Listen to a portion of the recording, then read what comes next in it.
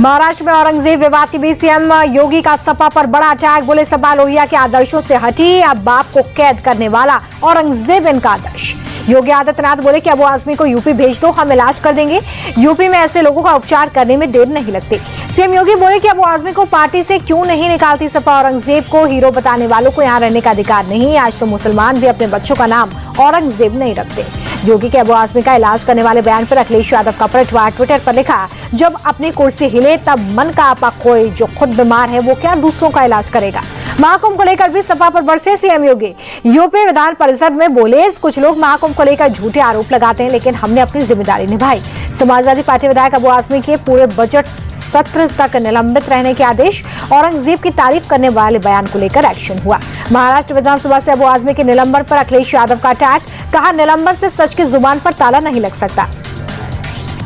BJP नेता नवनीत राणा का बड़ा बयान। कहा, जिस तरह से अबू आजमी का निलंबन किया, वैसे ही संभाजीनगर में औरंगजेब की कब्र को उखाड़ फेंकेंगे सरकार।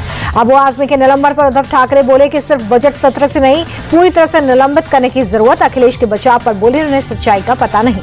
एनसीपी शरद गुट ने अबू आजमी के खिलाफ खोला मोर्चा। रोहित पवार बोले कि अबू आजमी को महाराष्ट्र अध्यक्ष पद से हटा दें अखिलेश यादव।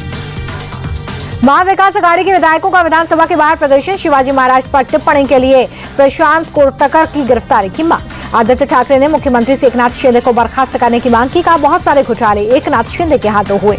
महाराष्ट्र में फिर बनाए जा सकते हैं छगन भुजबल मंत्री। धनंजय मुंडे के इस्तीफे के बाद बनाए जा सकते हैं मंत्री। मुंडे के इस्तीफे के बाद अजीत गुट से मंत्री बनाया जाना है। महायुति की पिछली सरकार में छगन भुजबल मंत्री थे। शरद गुट के रोहित पवार बोले कि खबर है कि धनंजय मुंडे के घर पर जबरन वसूली को लेकर बैठक हुई थी। अगर ऐसा है तो एफआईआर में शामिल किया जाना चाहिए ना। कांग्रेस नेता विजय का बयान। कहा, मैं पार्टी छोड़कर नहीं जा रहा हूं, मैं कांग्रेस का सच्चा सिपाही हूं। अजीत पवार की पार्टी कभी ज्वाइन नहीं करूंगा। केजरीवाल की विप सेना पर दिल्ली के मंत्री मनजिंदर सिंह सिरसा का निशाना। कहा, 50 गाड़ियों के काफिले के साथ पहुंचे केजरीवाल। सुरक्षा में 100 से ज्यादा कमांडो पंजाब के लोगों का पैसा उड़ा रहे हैं। कांग्रेस नेता संदीप दीक्षित का अरविंद केजरीवाल पर अटैक।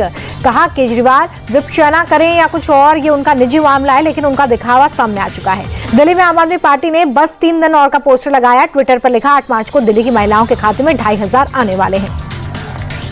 मुख्यमंत्री रेखा गुप्ता ने कल जीटीबी अस्पताल का दौरा किया। बीजेपी सांसद प्रवीण खंडेलवाल का रिएक्शन आया सामने। कहा, आपने लोगों की सुविधाएं नहीं दी, बल्कि स्वास्थ्य सेवाओं के साथ खिलवाड़ किया। सीएम रेखा गुप्ता के दौरे पर मंत्री मनजिंदर सिंह सिरसा बोले कि सीएम के दौरे के वक्त सीलबंद मशीनरी अभी भी वहीं पर पड़ी हुई है। लोग कोविड में तड़प रहे थे और ऑक्सीजन कॉन्सेंट्रेटर वहीं पर पड़े मिले। दिल्ली सरकार में मंत्री प्रवेश वर्मा ने यमुना नदी का दौरा किया। बोट क्लब से छठ घाट तक नाव से गए।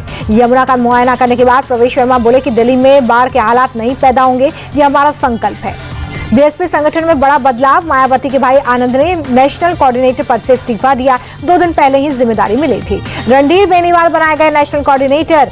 आनंद कुमार फिलहाल बीएसपी के राष्ट्रीय उपाध्यक्ष के पद पर बने रहेंगे।